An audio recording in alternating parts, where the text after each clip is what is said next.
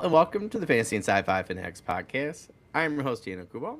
Today I have me a very special guest, R.E. Sanders. How are you doing today? I'm very good. I'm very hot. I don't know if you're aware. There's a heat wave in the UK at the moment. Yeah, Um, yeah, it's boiling. yeah. I know it's probably not hot by US standards, but we're not. We just Oh, can't deal with it, and our houses don't deal with it. So I've yeah. got a fan right next to me. If you hear the noise, it's because I'm trying I had to put mine on because last night we were on a live with Michael Vadney for the other anthology I'm a part of, of and course, yeah. yeah, it was hot by the time I got home. I was like, oh, I forgot to turn it back on, so I turned it back on for my wife noticed. So hopefully, but yeah, my friend Adam lives over by you, and he said yesterday he's like it's sweltering. So I hope you Yeah. guys are doing whatever you can to stay cool. So I definitely understand that. Well, Rob, we'll start here today with that first question. What has your writing journey been like up until this point? So I thought about this. I've always been writing. Really, I can't remember a time when I wasn't motivated to put my thoughts into writing, and that goes back to when I was a child. Like I remember rewriting Star Wars at age 10. I thought I'd just turn it into a book. And if at school someone said you can write a story, I'd be like, oh, brilliant. And that carried on, and I wrote lots of bits of fiction. I always erred towards fantasy. I can't really explain that. I guess probably the one of the formative experiences of my reading life was the first time I read Lord of the Rings. And after that, nothing was really the same. And we had, at the time I was growing up, a whole host of classic British fantasy authors like David Gemmell, I Oh can't yeah. books, and David Eddings, Peter Morwood, people that no one have heard of, but write really good stuff. And then that led me to drift into historical fiction as well through Bernard Cornwell and Conor Eagleton. Oh yeah. So that was the sort of thing I was into. And then I started writing my first novel when I was probably in my 20s, Oh well. and it was probably absolutely rubbish. I feel that. Yeah, I wanted to do it, but I don't think I had the skills or the experience. So I kind of put that on the back burner for 20 years, more or less. Um, Dabbled in bits of non-fiction writing. I've had articles published about cycling, about rock Oh climbing, cool. sort of thing. If, like I said, if it comes through my head, I feel I want to put it in writing, Yeah, and yeah. that's just the way my mind works. And then it was during COVID that I sort of thought, well, I was writing a book. Wonder how bad it was, and I dug out the files, and I was like, it's not unsalvageable. I like the story. I always like the concept. I always like the world Yeah. and the characters. The writing just needed to be better. So I went back to the drawing board and I wrote two other books before going back to the original one I was trying to write. So the original one I was trying to write is what became Demon's Tear. I've got it here. This is my first big epic fantasy novel, which I is love that cover, by the way. quite a chunker. They did such a good job. It was a really simple designer, and it's bright and striking. I like it. Yeah. Yeah, a lot of fantasy covers can be a bit, I don't know, a bit grayscale, a bit dark. Yeah. So before I wrote that, because I knew I wasn't ready, I wrote a novella, which is Tan's Last Stand, which is this one. Oh, The cool. cover designed by one of my friends. I mean, the theme is swords. I just like simplicity. Get a sword on the front, put my name on it, and sell it. That's very And cool. then I wrote my first full-length novel, which is A Path of Blades.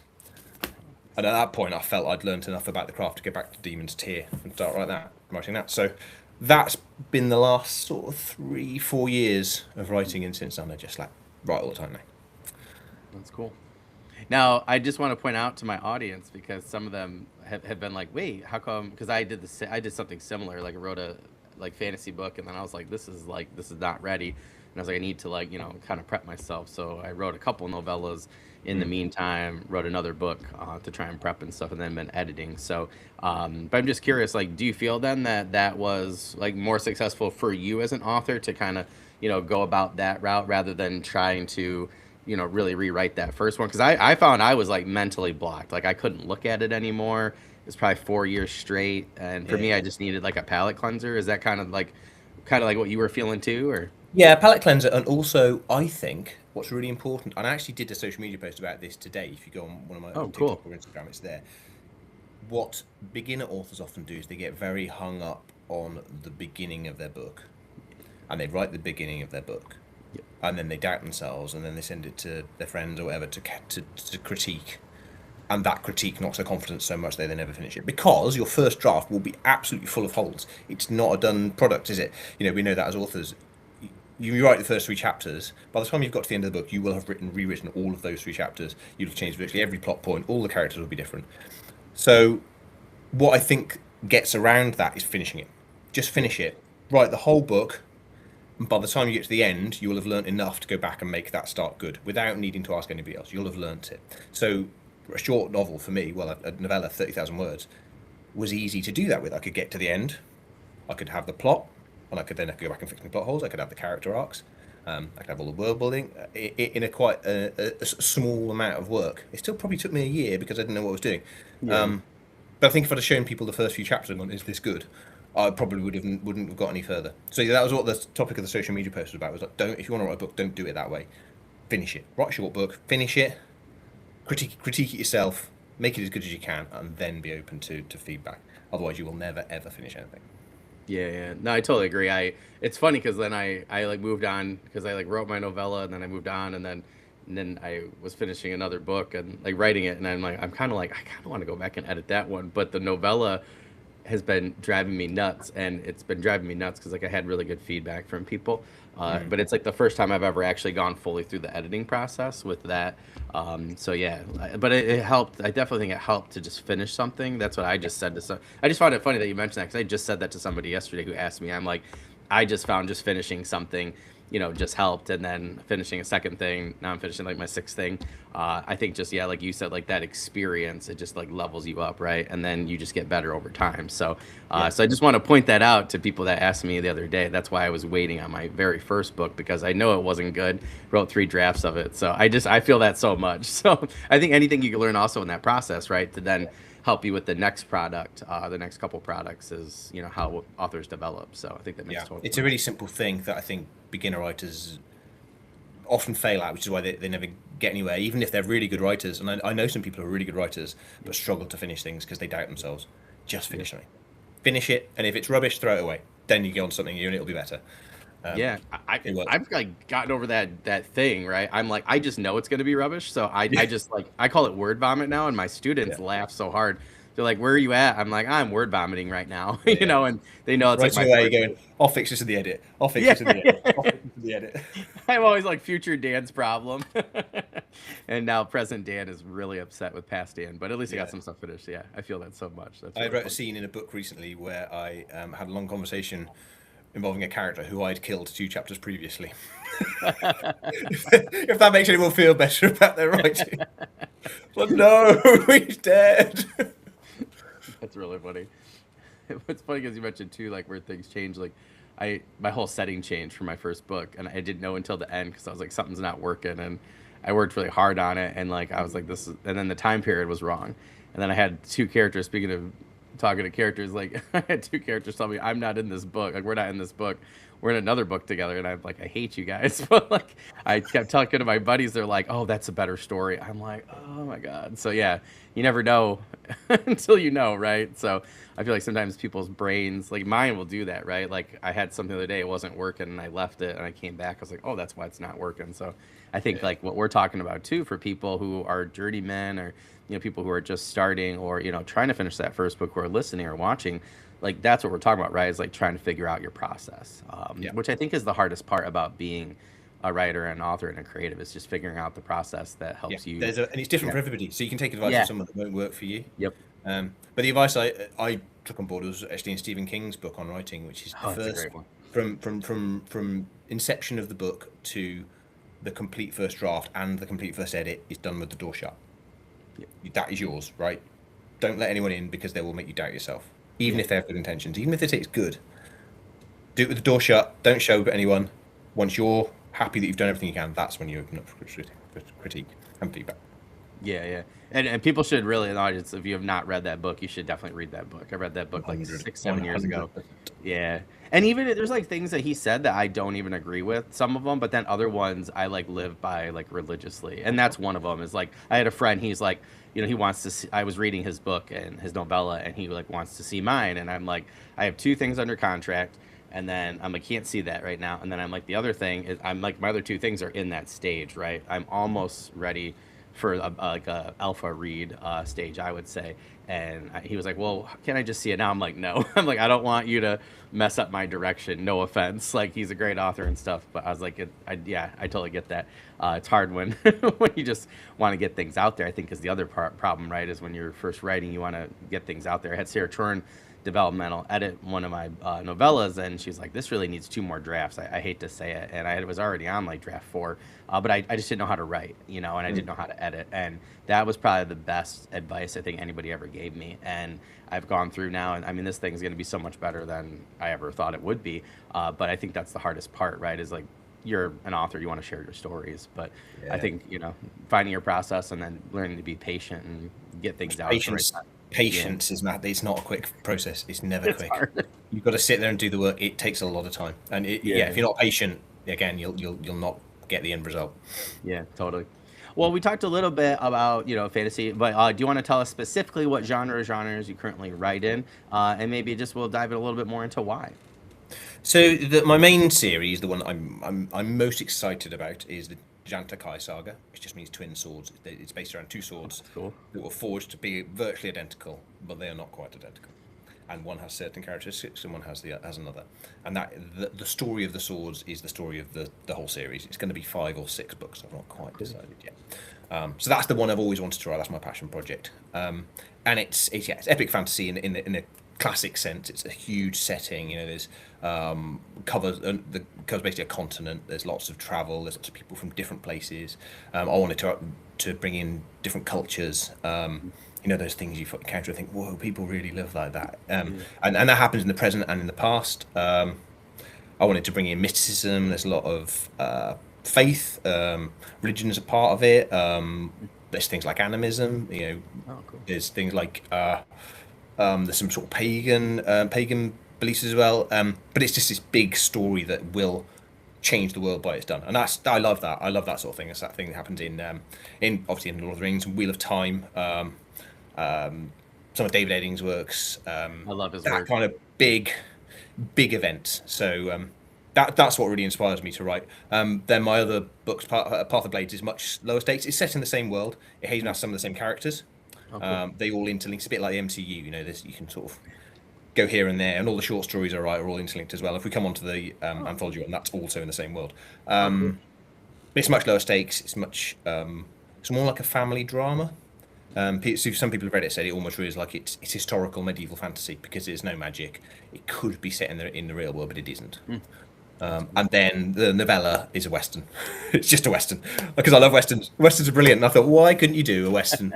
That western kind of getting a gang together kind of story, Seven Samurai basically, but in fantasy. So that's what I wrote, and it's fun. I've been back and read it since. It was my first book. If I did it again, I'd do it differently, but it's still fun. It is fun. It does work. It's not to be taken too seriously, but again, it's some of the same characters. It's canon. It's part of the world. But then on the other hand, as well as that, so those are the stuff I've got published. There's stuff on the back burner that I've not got published. In fact, shall I? No, I won't give you a cheeky peek of the colour because it's a placeholder. But I've written 2 historical fiction works, Oh, cool. which are not available yet. I am looking at my publishing options for that. Oh, cool. So one of them is a retelling of a Norse myth. I found this myth buried in deep into Norse mythology, and I was like, how has this not been written? This is like, it's an epic story, but on a very personal story. It's a conflict between 2 brothers. I'm like, this is an amazing tale. So I wrote that into a short book called The Norse King. Hopefully you'll see that in print at some point. I'm going to keep trying. And then over the last year, I've been writing a novelization of the Ynglinga saga, which I don't know if you're familiar with, but it's like the annals of the kings of Norway and Sweden, stretching back. It's like a lineage, like the appendices in Lord of the Rings. Tolkien obviously knew about the Ynglinga saga very well. It sort of stretches back until they trace their descent directly from the gods. So the first king is Yngve, who is also the god Frey. And then each king traces his descent back from Yngve, and some of the stuff that happens is incredible. It's like a pre-Viking Game of Thrones. Oh, that's cool. But each king, you basically get a paragraph of everything that happened in his life. So there's a lot of blank spaces to fill in terms of the setting, because it's the Vendel era Sweden is a bit grey. We've got a lot of archaeology, but don't really know what was going on there. And then there's a lot of gaps between the stuff that happened. There'll be like a battle here and then a battle here, and 10 years might have passed. So it was a really interesting project. I'm finishing it. It's in beta readers at the moment, and hopefully that'll be finished and published at some point. That's really cool. I actually had a couple of historical fiction authors on a while back, like a few years ago. I absolutely was in love, I still am, with the Last Kingdom. I loved the book one, and then I loved the show. I bought the rest of them, and I got to go back to them. But that one, I was like, oh man, No, my Last Kingdom shelf is down there. I'm obsessed that's with awesome. Cornwall. I tell people all the time, I was like, if you like fantasy, I would say even, and like and history, just go. I thought like book one was like tremendous, so I cannot wait to get to like book two and three. I actually have them later in the fall on my reading list this year, so they're He is awesome. just an absolutely marvelous author. Yep. As his prose is unbelievably concise and evocative and descriptive, without ever being flowery, without ever being hard to read. I remember I picked up a book. I think it was a charity shop. It was a Sharp book, and I Oh, basically didn't put it down. Like normally I read very critically now because I read as an author. I go, oh, I wouldn't do that. I just completely forgot that I was an author reading Bernard Cornwell. It was like I was watching a much better magician, and I yeah, couldn't see how he was doing the trick. And he just kept me turning the pages. It kept me turning the pages. Yeah, he's a master. awesome. Yeah, I actually have to get back to I forget which. I think I'm on the first Sharp novel. I bought it for like 5 cents at a sale, and I've been keeping it. I was using it as the read in my car because my son will want my phone every once in a while for like a video or to draw or something, particularly when we travel. So I was like, well, I need something, So Oh, good I've to been have a book, keeping it in really, my yeah. car. Yeah, and I'm about like what I think it's the first one. I'm like about one third the way through it. I'm like, man, I could not believe how quickly I got there. I was like, this guy is a master at just getting you through the story. So it's yeah, he's one of my favorite authors. I tell people all the time. They're like, well, it's not. They're like, he's not fantasy or sci-fi. I'm like, it doesn't matter. I was like, I love his story. And like, I was when I first read book one, I was like, there's no way it's gonna be, like I was surprised. I think The Last Kingdom, the TV show, is the only show or movie that I like as much as the book, if that makes sense. Like, I love Yeah, both of them for different reasons, but yeah, yeah, like, yeah, yeah, yeah. I do yeah, as well. I feel like they did a really good job though of like, yeah, like really bringing forth what was so great about the series and particularly book one. I really enjoyed. So yeah, I can't Yeah, wait. it's the atmosphere. He Yeah. evokes. You feel like you're there. You Yep. feel Yep. whether I know a lot of it's conjecture. It's Dark Age Britain, not that Yeah. much is known. But he clearly has a very clear vision of what it was like, and he immerses you in it. And that's what with historical fiction and fantasy, I suppose. That's what I aspire to do, make you Yeah. feel like you're really there. Yeah. With this pre-Viking stuff I've been writing, is kind of very influenced by Cornwell, but also it's Oh, a that's period of cool. history where it's so grey. It's like I can kind of get away with anything here. I've done my research. I can grounded it in as much history as I can, but Yeah. there's so little known. As long as Yep. I'm mindful, I can sort of bend the rules a bit, Yeah. tell the story What's really. kind of was it? I'm blanking on the first book, but Rob Lowe. When I read his first book, where it's kind of similar, and like they go after I think it's like a Tillis tomb or something like that. But it was like he picked like he did the very similar thing with like Bernard Cornwell and like wrote it like just in a way where I was like, I actually found it through the Brothers Gwyn, Mm. through John's Kids on their podcast, and I was like, oh, I've never heard of Rob. So I started reading book one, and oh my gosh, like I was like, he's another one of my favorite historical fiction authors. Yeah, And yeah, it was like the tale was absolutely amazing. And I tried saying to my friend, I was like, I don't like it's hard to see it as just a historical fiction tale, and that's how I feel with The Last Kingdom. Like you said, like you feel like you're there, and yeah, it's just such a good story. And yeah, it's kind of like I think it's that mystery where we don't really know all the events, right? So they can that ability to be creative around them just astounds me. And I teach history, so I love the historical side, but their ability to be creatively writing around those facts and those people for an amazing story, just yeah, it yeah. astounds me. It's both simultaneously really hard and a delight, a real privilege, because there is this blank canvas in a way. Yeah. Stories, particularly the stuff I'm doing, because the stories are told, although in very short form, and I just have to adapt it rather than write it. Or in some Yeah. cases, a lot more work is needed than that. But yeah, to be able to just to have this world, either Anglo-Saxon Britain, pre-Viking Scandinavia, or whatever, and you can just go right. Well, we can fill this with the story. It's Yeah. brilliant. So since you mentioned it, I would love to just touch on that real quick. before we move on, like, do you find that what like like you said right there, you have some of those little stepping stones, right? Do you find that it's a little bit easier to kind of fill in the gaps in between, or do you find it kind of hard at times to get from point A to point B for some of those, references?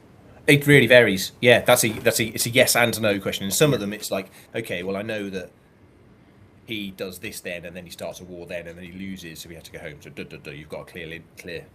And then you've got some passages that are like, that doesn't make any sense. How can I make it? Because I don't want to change anything. I'm going to Yeah. treat the target or the historical source as black and white, but it doesn't make sense. So, Yeah. for example, there's an excerpt in a bit of the Ynglinga saga, and there's a young king or young princeling. He's the heir to the throne, and he is taken hostage. He's kidnapped, and then he becomes the chief of the tribe who's kidnapped him, and then he becomes the king of the tribe who's kidnapped him. And it is not explained in any way, shape, or form how that happens. That is one sentence. He was Wow. kidnapped, he became chief, and then they called him king. And I was like, how am I going to explain this? That's crazy. Yeah. So there's examples on both sides. Some of them it spells out your process, and some of them are like, I don't know what's going on here. Yeah, yeah. Well, that's what I always tell my students, like, because like they'll look at me and be like, "That happened." I'm like, truth is stranger than fiction." And I don't know, there's like 3 or 4 things that popped up this year where my students were like, "How?" And like we had to just stop that like class just to research like how and what the actual story was. And luckily there were, it was like U.S. history and government, so luckily like, it's like more modern times, so we have the story. But like they were just staring at me like, "What are you talking about?" They thought, because they don't have an author, so they're like, "You made that up." And I always like to joke with them. I'm like, "No, I'm serious." I'm like, "This actually happened." And I feel like there's so many times where I see things like that as a historian where I'm like, I don't know how I would write that, like how I would get around that. One of So, my catchphrases, because I've studied history, so I studied history and then archaeology as a degree, oh, cool. is you cannot make up anything that is weirder than stuff that actually happens in the real world. You can't do it. You think you've made up something really, really weird, and then, oh no, that actually happened, and it happened, and it was weird. The thing that I come back to, and I did include this in a way in my book, is the split sleep that people used to do. I don't know if you're aware of this. Oh, yeah, yeah, yeah. Before electric lights. So this is recently. This is really quite recent. People used to go to bed at sunset. They'd wake up in the night, and then they'd be awake for quite a long time in the night. And that's when people would write. That's when people would beget children. That's when people would go robbing. A lot of stuff was happening. People would pray, and they'd weave, and then they go back to sleep again. And we did that throughout the whole of human history until a couple of 100 years ago. Yep. And it sounds so weird that when I tried to write it in, I was like, no one's going to buy this. No one's going to buy this. It's too weird. So in the end, I had one small group who does it to make the point that it was a thing that happened. Yeah. But it was throughout human history. We all did it, and it died out, and now it sounds unbelievable. That sort of thing is a sort of example of what I mean. Yeah, I actually brought that up as an aside, which is so funny that you mentioned it because I had just learned about it like a few years ago before my son was born, probably like 5 years ago. And I remember specifically it was like right before the pandemic, and I was at a meeting with other social studies teachers or whatever, and I brought it up, and we were like grading stuff for the state, and they all looked at me. They're like, "You made that up." I'm like, "No, I'm serious. I just That's learned exactly about it." what my thinking was. That I can't include this. It sounds too far fetched. That's really funny. Yeah, I was like astounded. I had to do a lot of research then. I was like, holy crap. It like completely changed my perspective of our entire species, essentially. Like it was really crazy. So, because my wife laughs all the time where like I would do that when my son was born because like she would take one shift and like I would get home, I would just sleep, and then I would like pick him up and like we'd be up for like 4 or 5 hours. I'd go back to sleep and then go to work. And she's like, "This isn't healthy." And I was like, it was right after I learned that. I said, actually. And of course, she was so tired she didn't care. But yeah, it was still interesting to me. So that's really awesome. Well, I know we talked a little bit, about your products. But do you want to talk a little bit more and dive a little bit more into your books, or would you rather move on a little bit to your story in our Rings of Adventure anthology? Well, I tell you what, I'll show my books one more time. Might as well. So, Please, yeah, perfect. 4 books published. Stands on Stand, a fantasy western novella, a very fun, quick read. Named after the character Carol Tan, who is in every book I write. Oh, cool. He's my favorite character. He's like this is a secret. He's me, basically. It's how I That's would, awesome. how I would hope to be when I was a man of his age. He's a great guy. That's cool. Path of Blades, like the slightly lower stakes, dramatic, sort of family, medieval fantasy drama. It's a very short book for a fantasy novel. It's 70,000 words. It's a quick read. You can read this in a weekend. My wife read it in a weekend and was very angry with me afterwards. That's the effect I hope to achieve. And Demon's Tear, obviously the first book of the Anti Saga. Big chunky book, a lot happens in it. Some really good characters that I love writing. I've just started writing book 3 actually, so I've got to get back together with the characters, and it's been a joy, especially as I'm constantly upsetting them. And then the sequel to Demon's Tear is Demon's Rise, which I didn't show. You can see that the cover is particularly cool with the jewel really cool. purple, and the snowy landscape behind. So that came out last August, and almost a year ago. Just the continuation of the story, really. They're all available on Amazon. And Demon's Tear is available as an audiobook. Oh, cool. Got an audiobook made this year. The narrator's a guy from Wales called John Davis. His voice is unbelievable. It was like, when he sent me the first samples, it was like I had Richard Burton reading my book to me. I was just sobbing. It was unbelievably good. So that's available. If anyone likes audiobooks, that one is there on audiobooks. I'd like to get others done, but it's something that takes time. Yeah. I totally get that. Well, that's awesome. Yeah, I love your covers because like it was hard for me to pick one. I was like, oh, I'll just pick this one for the thumbnail, but it was hard, and I love when I have that problem. I love covers. I was originally going to be an illustrator, so it was just fun just to see the different covers for people, and I love putting the thumbnails together. So it's always nice when I'm like sometimes people, it's like they have what really stands out, but I love when people, it's like you can just pick any one and it'll look really cool next to your guys' like author photo. So I thought that was really awesome.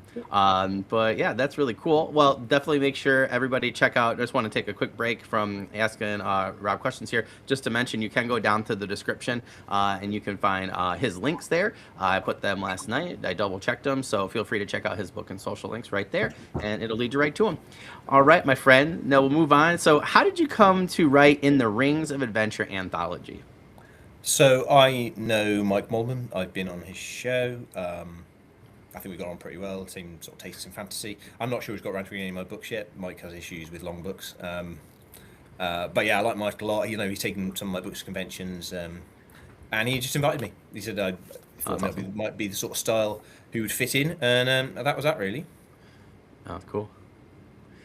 I had interviewed Ro, and then he had mentioned he wanted to do the anthology, and then I think it was maybe that next Monday. I think it was around a Saturday or something. The next Monday, he was like, "Oh, hey, are you interested?" And I had we have our Ben and Shankman and I were in this one with you guys, and then we have our own. And I was like, I don't know if I can. And then Ben goes, yeah, I'm in the anthology. And I was like, you didn't tell me that you were gonna do it. And then a couple other people who are in our group too.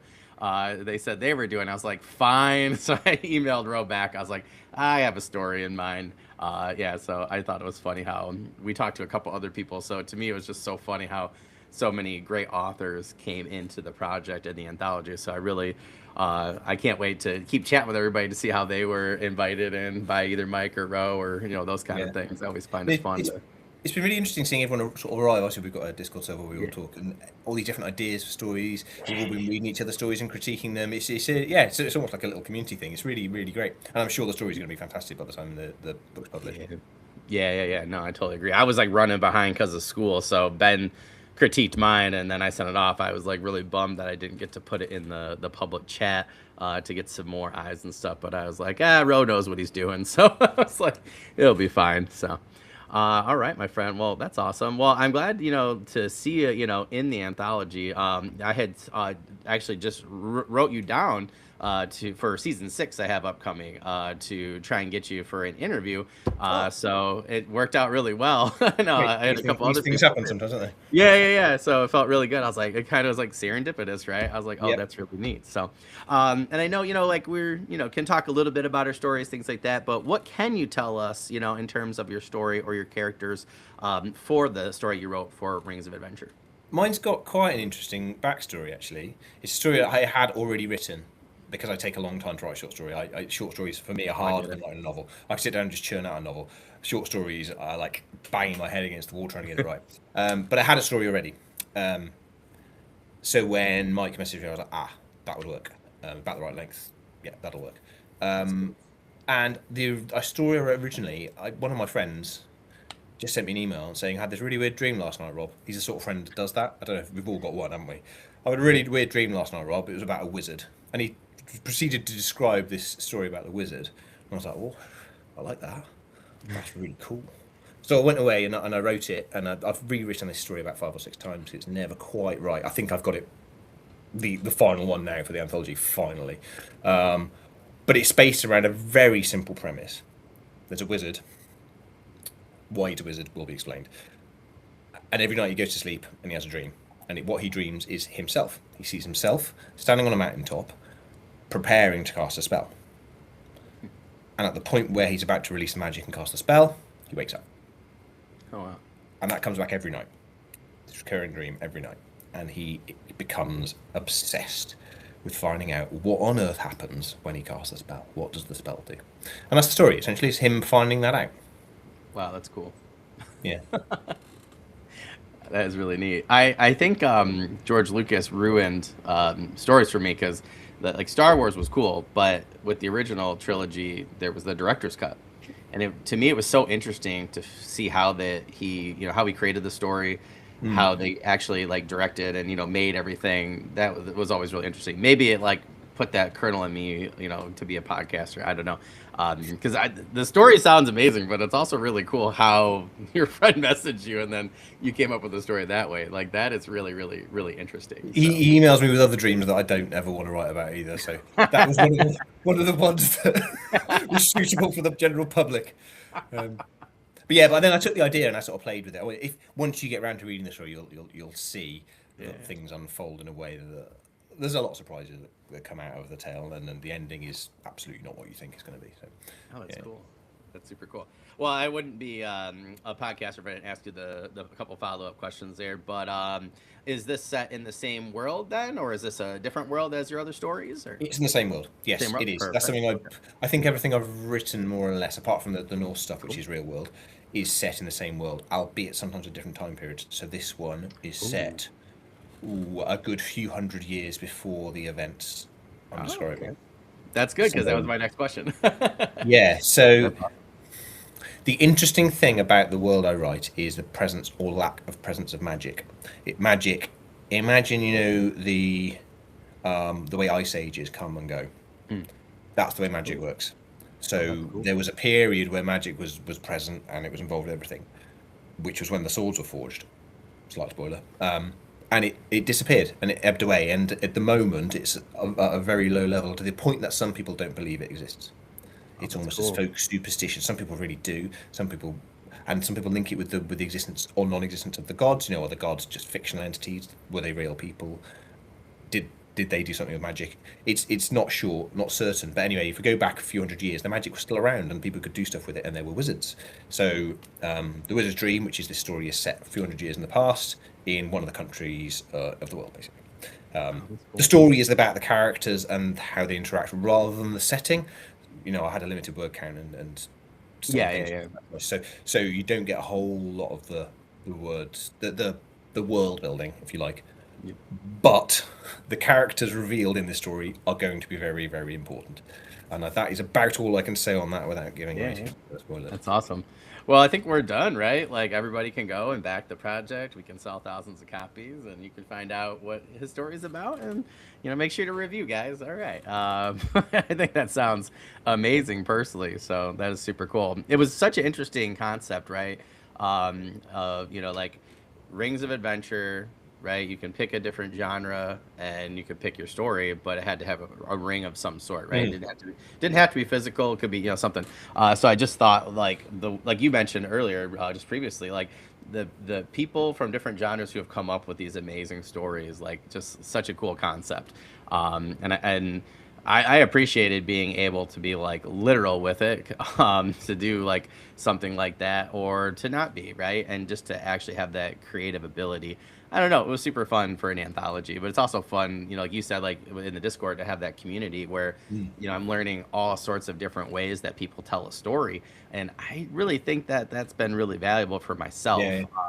Yeah, that makes sense because it's like it's almost like you get that natural cultural diffusion with just creatives and yeah, it's really hard. I think some groups on Discord, like there's 3,000 people in them. It's like it almost gets too much, right? Yeah, but like our just over 30, it's like there's just enough, right? Yeah. Like variety, and there's some people that will respond to anything, and there's some people that wait and then say something really profound. So I don't know. I found it has been really helpful just overall, just to not even for my own story, but just to see what everybody else's, stories were about. And it's like stuff like yours, I was like, oh, that's super cool. Like how you came up with it. So that's gonna, expand my thinking of how I come up with stories. So and like where my inspiration comes from. So I think that's Don't rule anything out is my lesson. If I'm watching a program about history or archaeology or something on the TV, I have to do it with a notepad because I'm like, oh, that's good.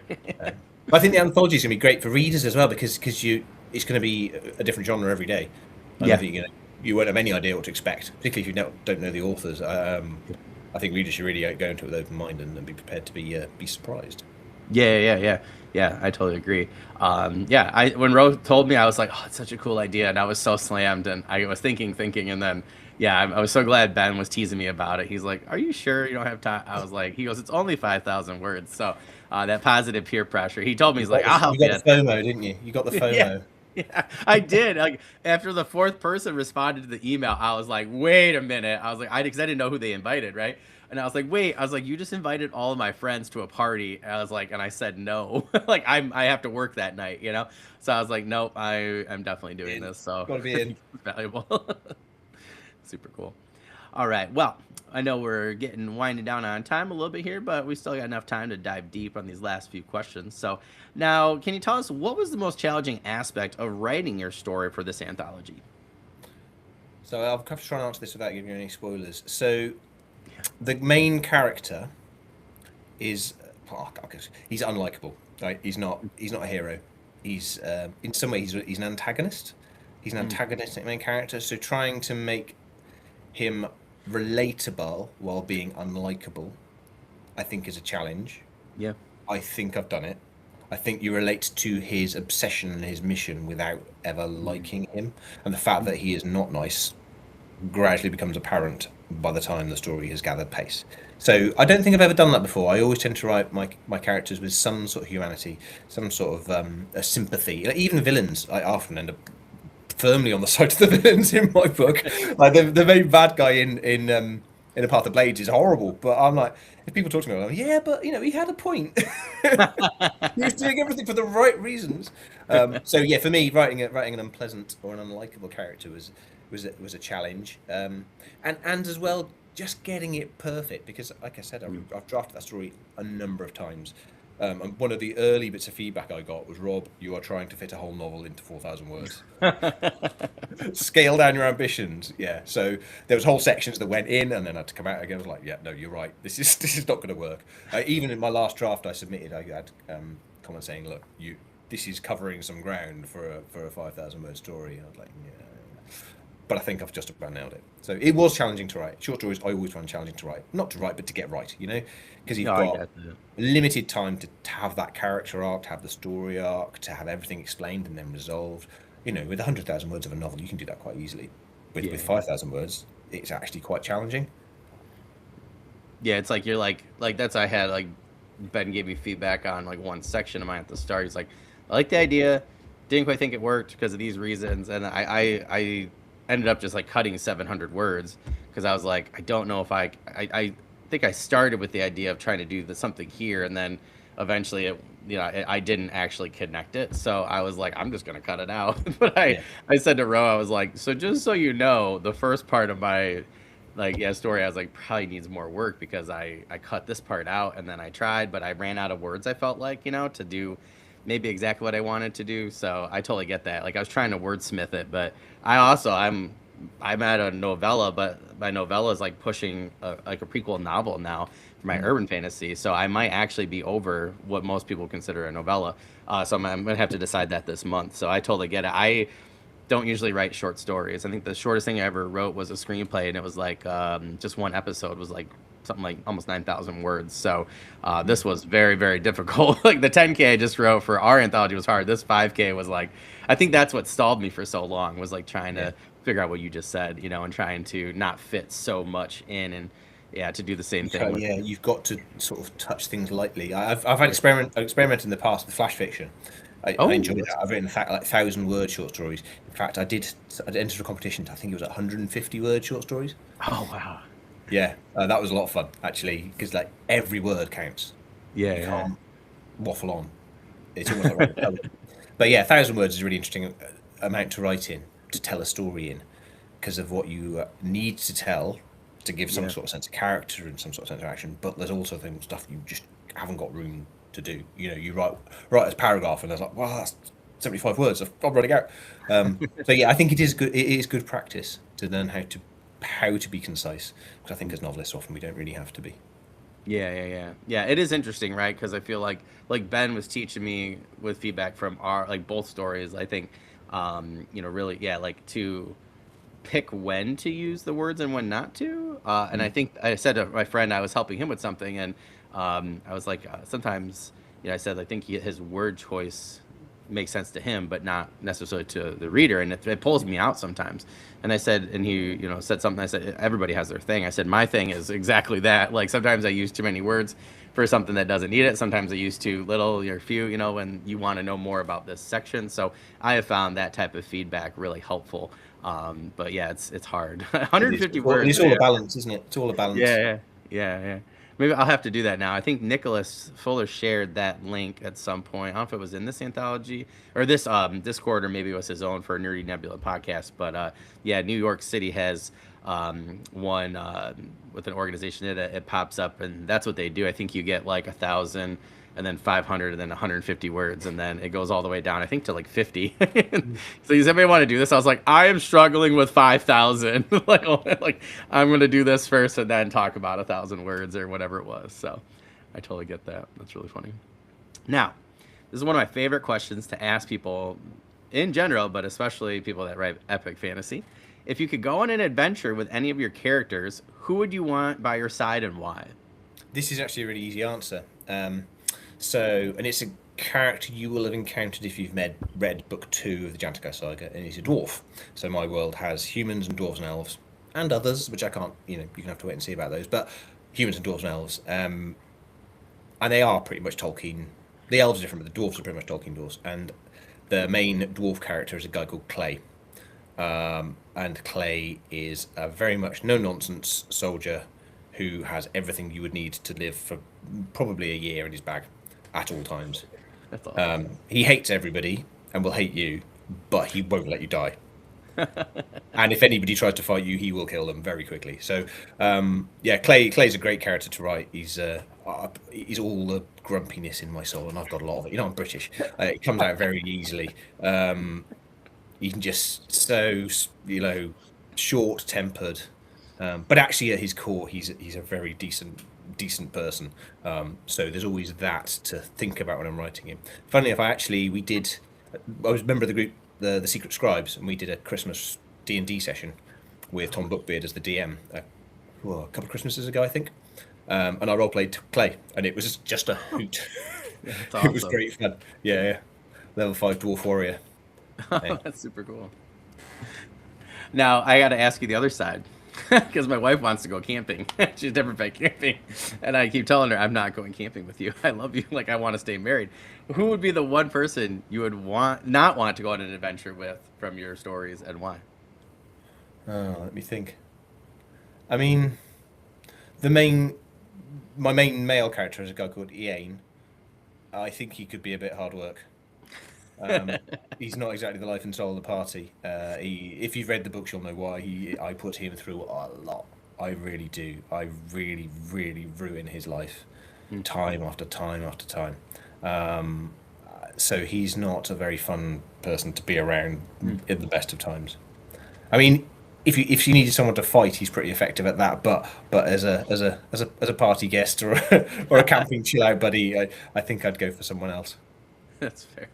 That's fair. I always wonder that. My friend wrote a story about an author who did that to a character, and then the character came to life, and then he had to escape his character trying to kill him.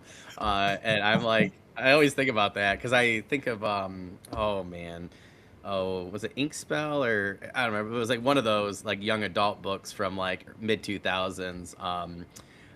Like that's what happened, right? The author wrote it, characters came to life, and I think Brendan Fraser played the author in like the movie and stuff. And I always thought about that. I was like, what if your characters came to life? And I have one where I'm like, I do not want to meet him because he's gonna be like, why did you do this to me? We'd all be in so much trouble. Yeah. Oh, we would.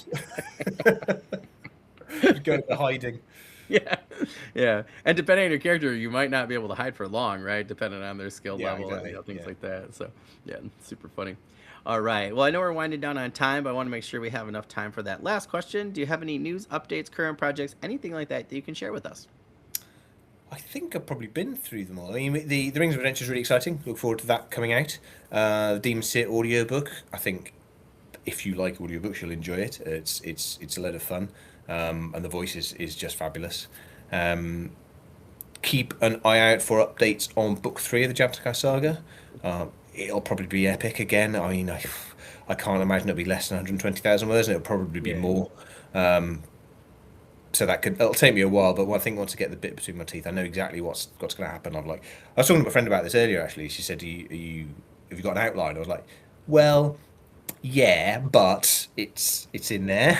Yeah. And I basically spent the last 2 years just thinking about this book, so I don't really need to write anything down.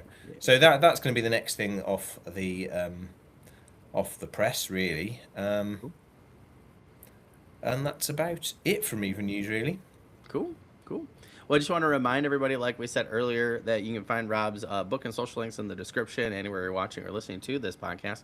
And then don't forget, I also have our anthology, the Rings of Adventure anthology. Kickstarter is going to drop September 1st, and it'll go live. I have the pre-launch link down below. I believe when I looked yesterday, we were pretty close to 100 followers for pre-launch followers. So if you guys could just do us a favor, go on there, follow that. You'll get some updates. Like Ro literally just sent the first update yesterday. I know him and I both on our respective anthologies and Kickstarter projects are not trying to send too many emails. We're just trying to send you the important information. So you're not going to get flooded or anything like that. You're only going to get the important stuff. So he just sent the first one. I think it was either early this morning or late last night. So if you guys could do us all a favor, it's free to do that, right? So you're going to get to see those updates. And I think once you guys check out the list of amazing authors and creatives we have who all have a story in this, you guys will be absolutely thrilled. As thrilled as we are to be in it. So thank you guys so much for checking us out. My friend, thank you. I cannot wait to read your story. I appreciate you reaching out. And yeah, let me know for book 3. I'd love to set something up for you. I always give alumni of the podcast first dibs on the upcoming season, stuff like that. Or if it's like the following one, yeah, you just let me know and we'll set something up and we'll get, the word out there for you. Yeah, sounds amazing. Yeah, thanks very much for having me. It's been a pleasure. Yeah, Nice anytime. chat. Yeah, come back anytime. All right, perfect. Well, I hope everybody has a great rest of the day. And as always, happy community, my friends. See you guys later.